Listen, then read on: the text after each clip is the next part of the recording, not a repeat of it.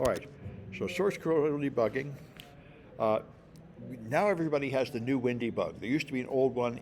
The new one is finally out of beta. It's the standard now. So we make a C++ program. Now this is worth mentioning.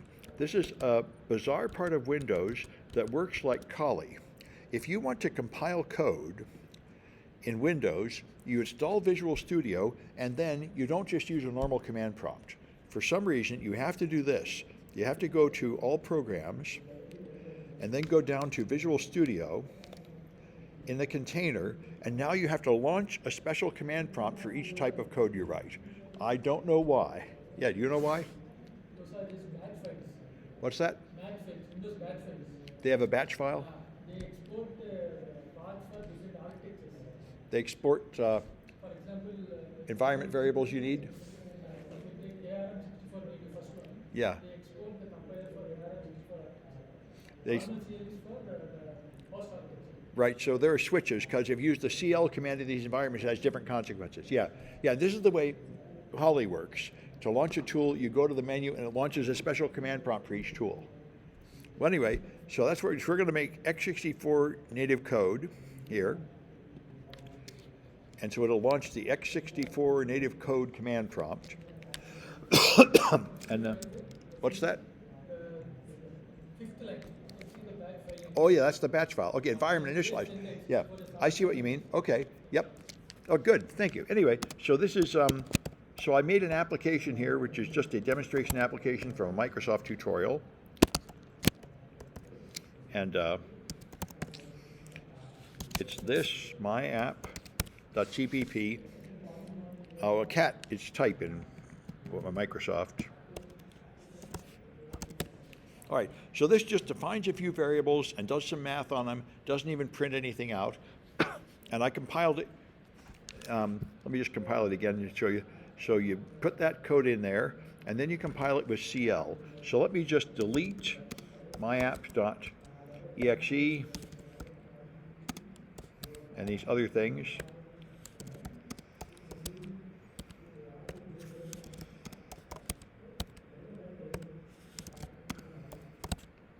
Okay, the only thing I have left is myapp.cpp. So now I compile it with CL, Windows compiler.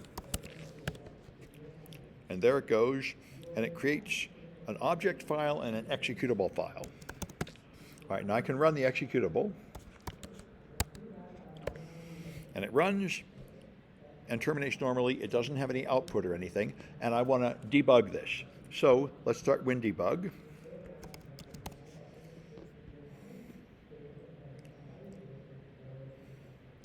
And do File, Launch Executable. And there it is, my app.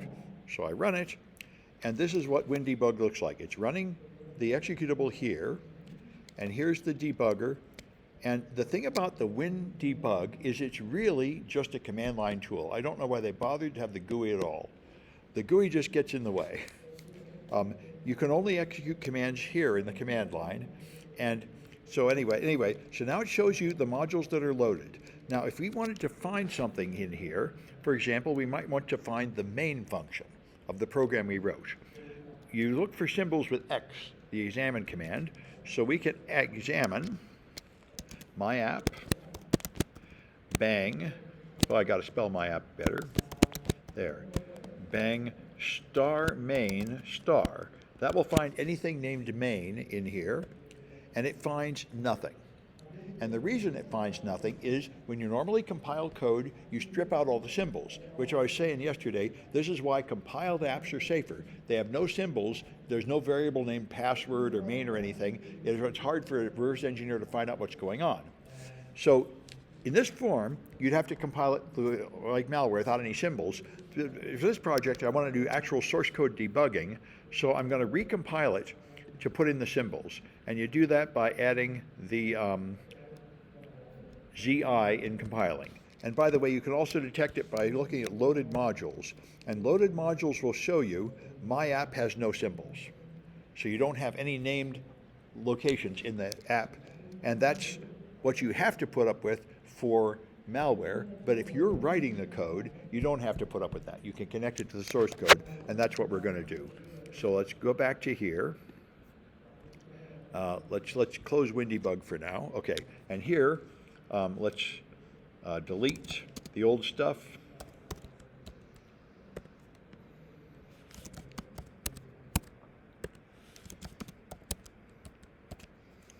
Okay, that seems to be enough. Okay. Okay, let's see what I've got left.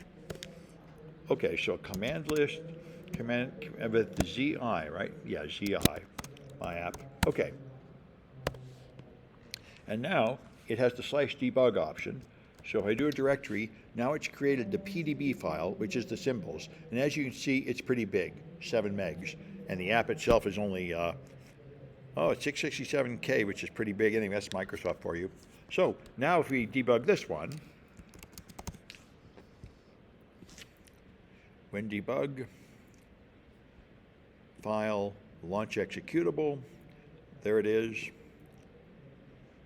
And now if I try to find the my app, bang, star main star, now I find a bunch of things called main in there, and one of them is main here. And so I can now, I can just do this to find just that one. This is the starting point, and if I want to put a breakpoint at the starting point, which is normally what you want to do, just like OllyDbg, it loads it and then breaks right at the start so you can examine it. You do that with the break unconditional command, BU, and that would be my app, bang, main. That puts a breakpoint there, and now you can run it with this run button or with the command G for go, and that will run it, and it will stop at the breakpoint. Breakpoint hit.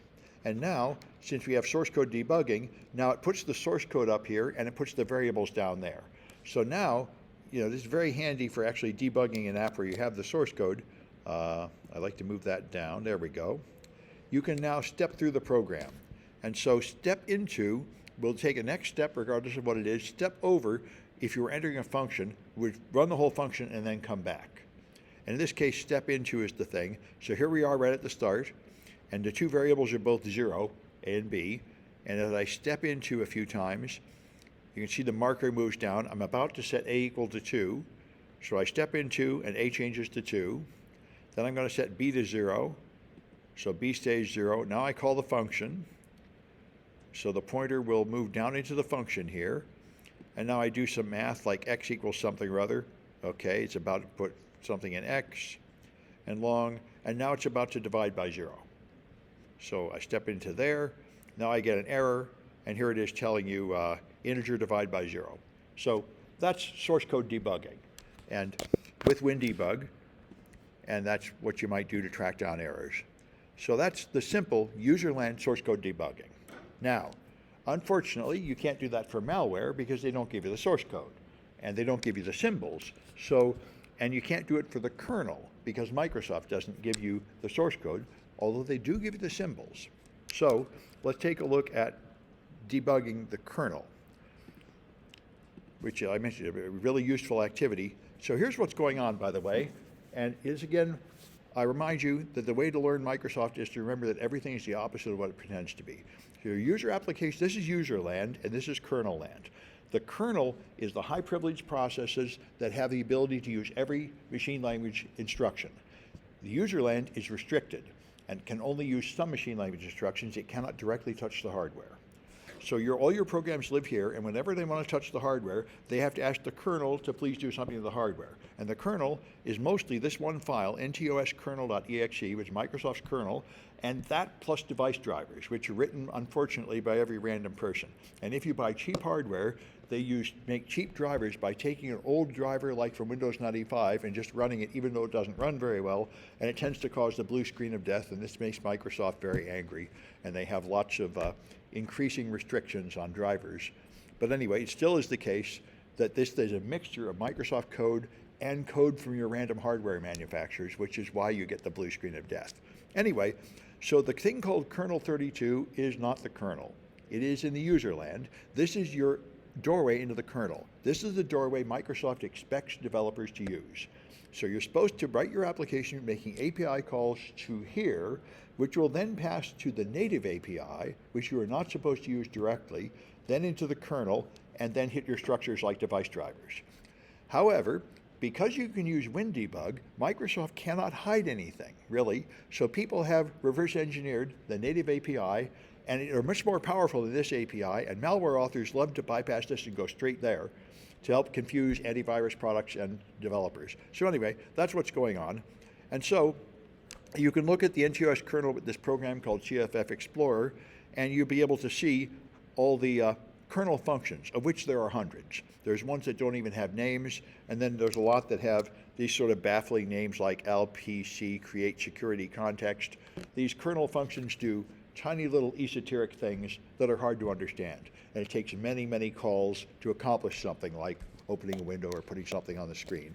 Anyway, so if you're going to use WinDbg in this form, you have WinDbg, and you have to turn on debugging on your system with BCD edit commands and then restart your machine, which I've already done. Now, if you were really going to do proper debugging with breakpoints, you would need two machines. If you put a breakpoint in the kernel and the kernel stops processing, your machine is dead. So you would need two machines connected with a cable, one being the master and one being controlled by it, and that's real kernel debugging. However, you can do local kernel debugging with one machine where you can just observe stuff, but you can't stop it. And that's what we're going to do today because it's so much easier and it's good enough for a lot of purposes. So you run WinDbg as administrator. Let's close this, close that, and launch it as administrator. Right click, run as administrator. It's weird that it didn't give me the option on the right there, but there's always defects with the Windows GUI. And now you can do File, Attach to Kernel. See in here, there it is, attached to kernel. And it can connect to another machine over various connections, but I'm going to choose to do the local machine. And then I don't need to adjust anything else. And now it connects to the kernel. It shows you information about the kernel. I appear to have a Windows 10 kernel version, even though this is Windows 11. Microsoft has labeled it Windows 10 in their wisdom. And on it goes. Here's it's been up for an hour and 57 minutes and all that jazz. And I could do LM to see the loaded modules in the kernel. And there you see NT is the special module. That's the kernel itself. It has a slang name of NT. It's really NTOS kernel. And that's the only one that comes with symbols. Then there are other things loaded, like drivers and stuff, and those don't have symbols yet. But anyway, so NT has symbols, and you can now, we can look at the functions. We can click NT. You can see the GUI part. Here's your information about NT. You can click functions to see the functions in the kernel, and there are thousands of them. Here's this ALPC stuff. And this is why I have a bad attitude about Microsoft software frequently, and this is no exception. Why is this even pretending to be a GUI? I mean, they make a list so long you can't even read through it, and all it's doing, and then they have this helpful stuff here. You can click one letter, and then it will show you like 1,000 objects scrolling by, and all it's doing is executing a command line command to do that, which it shows you up here. So even though there appears to be a GUI and there appear to be things to click on with the mouse, it's just for show. You don't get much of anything done with the mouse except drive yourself nuts. The only way to use WinDbg is the way you always use WinDbg, is by learning how to do the command line commands. And they are very powerful. You can even have a script that will do something like set a breakpoint here. Every time I go here, read the third parameter, print it on the screen, and then resume. So you could put a breakpoint that shows you every file that opens, or things like that. You can have and people write these scripts and share them, and there they are. There's the command. Examine, and these switches tell it what to do, and this is where it does NT bang E star to get every kernel function starting with E. By the way, if you want to learn this, the place to learn it is here. There's help up here somewhere. There, local help. This is a Windows 3.1 chum file. This is the kind of help you had in Windows 3.1, and this is the place. If you want to learn how the WinDbg works, you learn it here. For example, X, the examine command, is here. And this is how you learn the syntax for all these commands, and the syntax is often very screwy. So you really have to read this to learn how to use it, and that's how you learn WinDbg. You learn some commands there, and there's lots of blogs and everything out there too, but this is the ultimate authority for how each of these commands work. And you really have to learn to use the command line commands to get much of anything done. And we'll just do a few simple things here so you see. So that's helped. And so now that you know how to examine, if you read this, you can learn how to search memory for patterns. Like I said, the thing I wish I had was find all reference text strings like OllyDbg, and I can't find it in WinDbg. There might be some way to write a script that does that, but I don't know how. All I can do is the string search, looking for strings. And that's not as powerful, but you can look for strings. And so if you're on an Intel-based box, there'll be a warbird here. I think there's a thing called warbird for some reason, and you can find a flag there. But you'll have to learn how to search memory for string, which is there in that X help box. And the syntax is a little screwy. It will take a few tries to get it right. You can also disassemble functions. UF will disassemble a function. This is why I say Microsoft can't hide anything. You can see every function that runs the box. I can see NTBang, and I think I want NT create file, yeah. So NT create file, there. There's the source code for NT create file. So you can just read this and examine what everything does.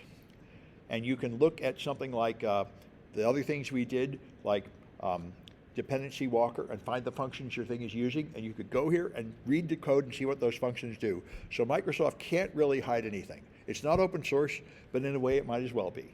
With this tool, you can find out, it's just a lot of work, but people have done it. So here's, and by the way, this is the ARM version, so you see ARM code. ARM code looks different than Intel assembly code, and one thing about it is every instruction is always 32 bits long. In Intel, the instructions have varying length. Here, they're always 32 bits long. Anyway, so that's the code that does NT create file. And here's an example of how to search memory for a pattern of bytes. And it'll find the locations where that pattern of bytes appears. And you can also search for literal text strings and so on. So there's a few flags to find here by searching for things, and you have to use different search patterns for Windows on ARM or Windows on Intel, but you can find flags for both of them. And you can learn how to find strings. This is searching ASCII. The other one was searching for just binary numbers. And so that's a start, and I think that's all we're going to do with this. You can also display memory. If I want to look at the Windows, at the kernel itself, I can do db nt. That will look at NTOS kernel, and it will dump it the way you'd see it in like a dump in other debuggers. In the addresses here, the raw bytes there, and the ASCII here, and the NTOS kernel is just another portable executable file like all the others. This is the MS-DOS stub header, and below this is going to be the PE header, and the segments is the same as any other executable file. The kernel is just another executable, but it runs with high privileges, and it's always running in memory whenever Windows is running. And if it stops, you're dead with the blue screen of death. If something in user land stops, it just hops out of a box saying your application has crashed. It doesn't kill the whole machine. But if the kernel stops, the whole machine is dead. All right, and I think that's all I needed to show you. Oh, here's how you can see file objects. You can see the files and you can see drivers here, so that's probably worth seeing. DT, display the type for NTBang, underscore file, underscore object. Everything's an object. And by the way, in Microsoft terms, an object does not mean a physical object, because that would be what it means. It always means the opposite. It means a software representation of an object. So if you have a print device, a printer object is the software representation of it. Anyway, so that's a file object. And so this gives you the data structure in C++ terms of what a file is. And so you can see file has these attributes with this structure, and you'll see it has some various things like delete pending, read access, flags, and someplace it's going to have a name, which there it is, file name. There, Unicode string, and so on. So you can see what a file is, and you can also see what drivers are. And you can see the running processes with .tlist. This is showing the same kind of thing you'd see in Task Manager, a list of all the running processes with their process ID. And you can see, you can zero in on one process if you want. This will give you more information about the LSASS process. I don't know if copy and paste is going to work. It is, okay. This is the Local Security Authority subsystem, and here's some more information about it. Here's the process environment block and so on. These are details about how processes work on Windows.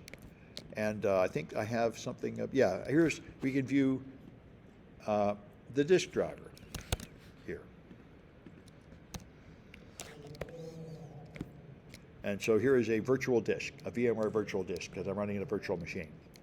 And it shows you information about it. So anyway, you can find everything about how your Windows machine is running that way. And that's all I want to do. This is a very scratching the surface of WinDbg. It goes deep. You can do all sorts of great things with WinDbg. And it's the only thing that can debug the kernel. You could also debug user-land programs, but it's a lot more fun to use a more developed GUI like OllyDbg or Immunity Debugger or x64 debug over there. So that's what I wanted to show you. Let me stop that.